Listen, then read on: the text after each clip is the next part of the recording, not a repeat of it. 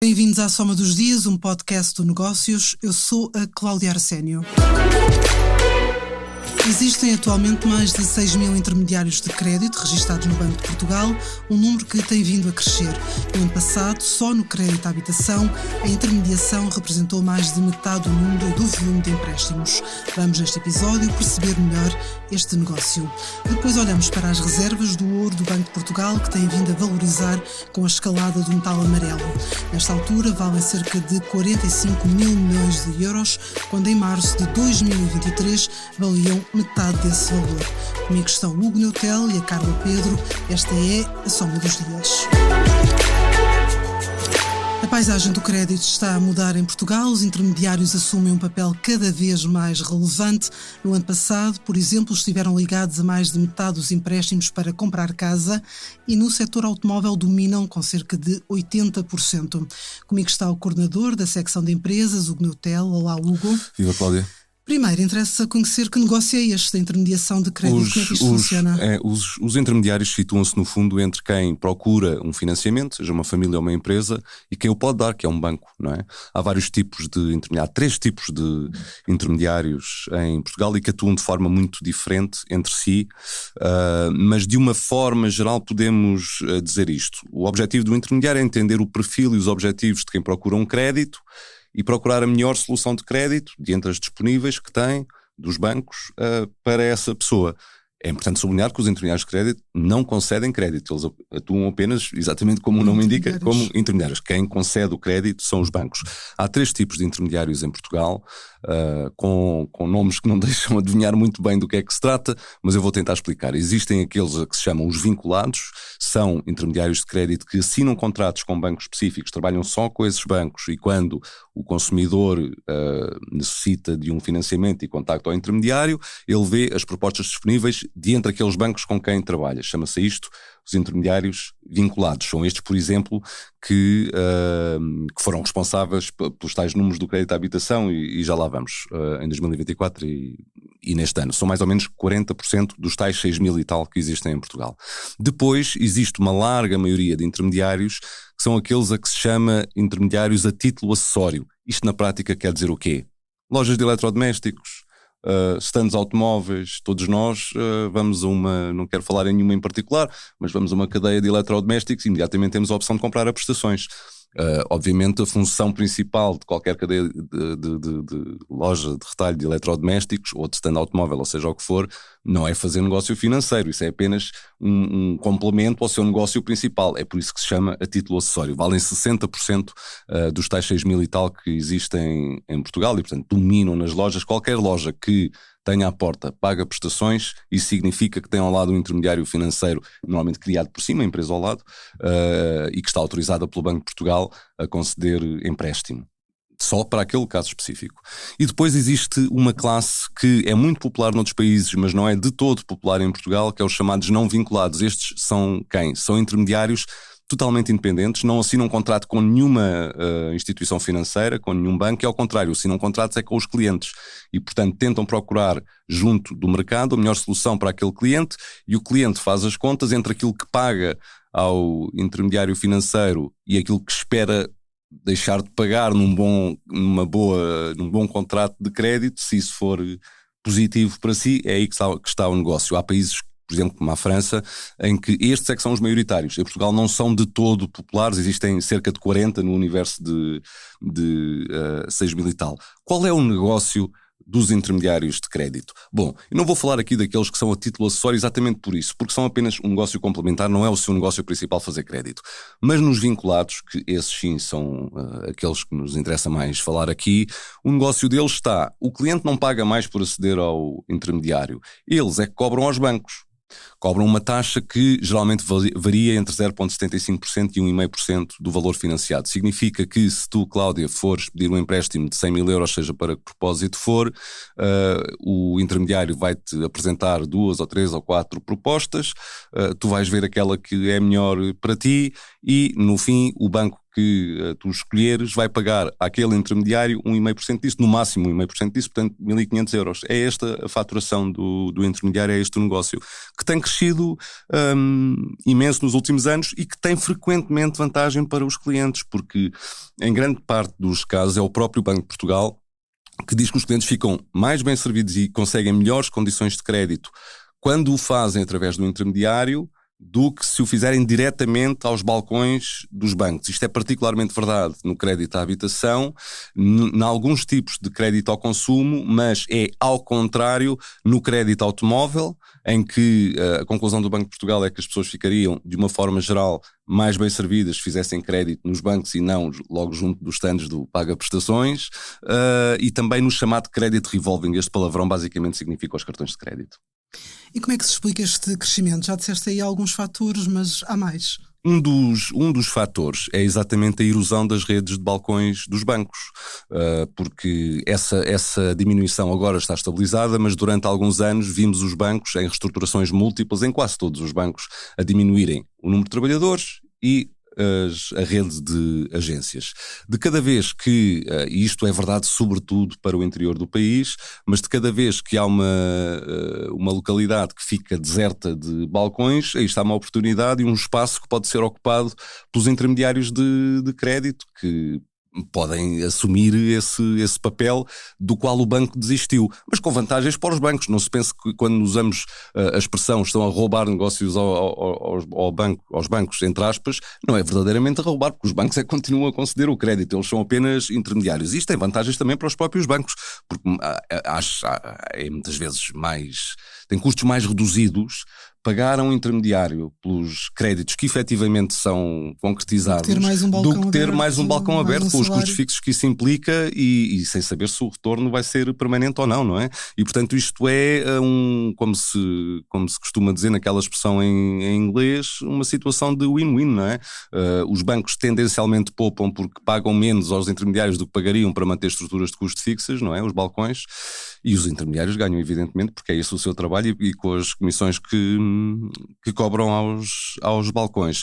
Esse é um dos fatores. E o outro é a profissionalização do setor, porque se até há uns anos isto era feito sem grande formação no setor, hoje é completamente diferente. E tem a ver com uma curiosidade também, é que grande parte hoje dos profissionais de intermediação de crédito são ex-trabalhadores dos bancos que saíram por vontade própria ou não, nos casos de uma maneira, noutros casos noutra, e que ao saírem dos seus postos de trabalho na banca, imediatamente se viraram para esta atividade. É aquilo que sabem fazer, é aquilo que fizeram ao longo de toda a sua vida, é o mundo que conhecem e, portanto, da banca passaram para a intermediação. E depois há a questão da formação, e já vamos falar mais sobre isso, que é cada vez maior e, portanto, sim, é uma profissão cada vez mais profissionalizada. E são esses os principais motivos de crescimento. E é expectável que continue a crescer? Mais ou menos, porque no ano passado e até neste ano, sobretudo, tu já afloraste isso no início, houve um crescimento muito grande no crédito à habitação, não é? Talvez as pessoas não façam ideia, mas quase 60% dos contratos de crédito à habitação feitos neste ano passaram de alguma forma por intermediários, não foram feitos diretamente aos balcões dos bancos. É quase 60%, tanto no número de créditos como no volume de créditos. São mais de 10 mil milhões de euros que passaram pela intermediação só no crédito à habitação. Qual é o problema? É que isto está a beneficiar imenso da garantia pública, não é? E, portanto, essa é uma medida que obviamente não vai durar para sempre e, portanto, não é de esperar que este crescimento se mantenha tão significativo como tem sido. Há outros setores em que os intermediários de crédito têm um papel muito significativo, mas que também não se antevê que cresça. No crédito aos consumidores é cerca de metade, mas esse número tem-se mantido estável ao longo dos anos. No crédito automóvel dominam completamente, embora seja o tal setor em que o Banco de Portugal diz que as pessoas ficariam provavelmente melhor servidas se fizerem o contrato juntamente com o banco, mas aí dominam com 83% do volume, que também é um número que tem estado estável nos últimos anos, não é de prever que aumente ainda mais. E, portanto, aquilo que o setor já está a apontar, tendo em conta esta profissionalização que tem havido e esta evolução dos números, é para um novo setor que querem apostar no crédito a empresas. em que tipicamente a intermediação de crédito não é forte, mas tem um caminho a seguir, a explorar, sobretudo junto das microempresas e das pequenas e médias empresas. Falaste há bocado da formação. O Banco de Portugal também quer uma revisão do regime jurídico do setor. O que é que pode aqui mudar? O regime jurídico do setor, que regula a atuação dos intermediários de crédito, foi aprovado em 2017 e entrou em vigor em 2018. E deu ao Banco de Portugal a supervisão sobre este setor, porque já estava na altura já em grande crescimento e tem que ser supervisionado, naturalmente, não é? Porque faz parte do setor financeiro como um todo, digamos assim. O Banco de Portugal considera que há que rever este regime e está a trabalhar numa proposta nesse sentido, que há de entregar ao Governo até ao final do ano, já depois de ter ouvido as várias partes envolvidas. E no fundo o que é que o Banco de Portugal quer que aconteça neste setor? Traduzindo numa expressão simples, quer mais transparência. Porquê? Porque muitas vezes os custos associados a cada crédito não são muito evidentes para o cliente final. Eles são no crédito à habitação, que tem exigências muito grandes de clareza, mas nos outros nem tanto. E mais, há intermediários vinculados, que os intermediários vinculados trabalham em média com 5 bancos cada um. Não é igual para todos, mas é este o valor médio. Se um intermediário trabalha com 5 bancos, ou 4 ou 6, não interessa, seria de esperar que os créditos nos quais trabalha e que distribui, vou usar esta expressão entre aspas, porque não é exatamente assim, mas seria de esperar que eles fossem de alguma forma, tivessem uma distribuição algo semelhante entre os vários bancos com quem trabalho. Se eu trabalho com 5 bancos, não é de esperar que 95% dos meus créditos sejam só a 2 bancos. E às vezes é isso que acontece. O que deixa a dúvida se um intermediário de crédito está a escolher o crédito que é melhor para o cliente ou aquele que é melhor para si. Porque se calhar tem uma comissão mais alta naqueles bancos do que noutros e canaliza mais créditos para aqueles bancos. É este tipo de transparência que o Banco de Portugal quer ver colocada junto dos clientes para que eles saibam exatamente tudo o que está envolvido. E depois há a própria questão da remuneração dos intermediários, porque, por exemplo, até hoje é possível, e o Banco de Portugal quer proibir isso, que os bancos concedam diretamente prémios aos funcionários dos intermediários de crédito. Ora, isto não é claro, não é? E pode deixar muitas dúvidas quanto à credibilidade das propostas, porque, enfim, parece-me evidente, se um banco está a pagar é porque ficou contente com o serviço, o que pode levar as pessoas a escolherem mais vezes aquele banco, ou não, e é esse tipo de informação que o Banco de Portugal quer ver plasmada no setor. O próprio setor também está de acordo com as regras de maior transparência e até exige para si próprio, uma coisa que hoje não é obrigatória, mas que pelo menos a principal associação do setor quer que o Banco de Portugal torne obrigatória, que é a formação anual dos profissionais de intermediação de crédito. Atualmente é exigida apenas uma formação inicial para entrar na profissão e nunca mais nada. A associação do setor diz que o setor tem que ser exigente consigo próprio e, portanto, quer que o Banco de Portugal os obrigue a ter formação anual não é preciso serem muitas horas, dizem eles 15 a 18 horas é pouco, não é por aí que vão perder muito negócio, mas que refresque os conhecimentos sobre o setor, porque o setor financeiro evolui também em permanência e é, portanto, necessário que os profissionais estejam a par dessas evoluções. Tudo isto está em curso, o Banco de Portugal já falou com os principais players do setor, para utilizar este palavrão em inglês que a gente usa tantas vezes, os principais agentes do setor. Nos próximos tempos deverá entregar uma proposta ao Governo, que por sua vez vai analisar e avançar da maneira que entender, mas para já sim, é isso que está em causa. As reservas do ouro do Banco de Portugal têm vindo a valorizar cada vez mais. Neste momento valem cerca de 45 mil milhões de euros. Uma valorização que se justifica com a escalada do preço do ouro, que esta semana voltou a bater o máximo histórico. Comigo tenho a Carla Pedro, coordenadora de mercados. Olá, Carla. Olá, Cláudia. Quantas toneladas é que moram no Banco de Portugal? Olha, as reservas do Banco de Portugal têm estado mais ou menos estáveis nos últimos anos e neste momento rondam as 382,7 toneladas. O que é que acontece com esta valorização a que temos assistido do ouro, muito expressiva este ano? Estamos no 3º ano consecutivo de saldo positivo para o ouro, mas este ano de facto têm sido sucessivos máximos históricos, e isto faz com que o valor das reservas do Banco de Portugal também aumente. No final do ano passado estavam em torno dos 39 mil milhões de 31 mil milhões de euros, e neste momento valem já mais de 45 mil milhões de euros. Tivemos aqui um ganho em 9 meses e meio, um ganho de 14 mil milhões de euros só por estarem paradas nos cofres do Banco de Portugal.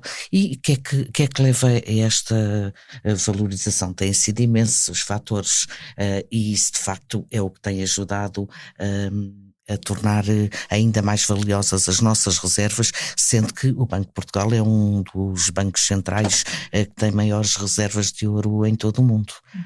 E explica-nos justamente os fatores que têm levado a esta valorização tão forte do ouro. O ouro tem reforçado constantemente o estatuto, o chamado Estatuto de Valor de Refúgio, que ele é bastante procurado como cobertura contra a inflação e como é uma reserva de valor que nunca perde o seu valor em momentos de instabilidade, de incerteza política, seja o que for. E de facto as tensões geopolíticas agora no Médio Oriente acalmou um pouco com este acordo de cessar-fogo entre Israel e o Hamas, mas continuamos a ter a Ucrânia e a Rússia. São as tensões geopolíticas, as compras por parte dos bancos centrais, esta procura faz com que o valor do ouro aumente ainda mais, e também a expectativa de novos cortes de juros por parte da Reserva Federal norte-americana. Estavam há um ano sem cortar juros, fizeram o primeiro corte do ano no mês passado, espera-se que este mês procedam a uma nova redução e ainda também na reunião de dezembro. O que é que isto faz? Isto faz com que o dólar se deprecie e o ouro é denominado em dólares, por isso torna-se logo muito mais atrativo para quem negocia com outras moedas. E o ouro não rende juros, por isso quando os juros da dívida estão mais elevados não é tão cobiçado. Ora, descendo os juros do Banco Central, também perde a atratividade dos juros da dívida e o ouro ganha com isso. E agora tem havido outras razões. O ouro já sobe 62% desde o início do ano.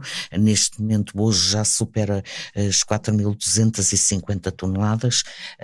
E adicionalmente temos outras duas questões muito recentes, que é a crise política em França e a paralisação parcial dos serviços federais nos Estados Unidos, o chamado shutdown, desde 1 de outubro. Já estamos no terceiro maior shutdown, o terceiro mais longo da história dos Estados Unidos, que fez ontem 15 dias, e se chegar aos 35 torna-se o mais longo de sempre.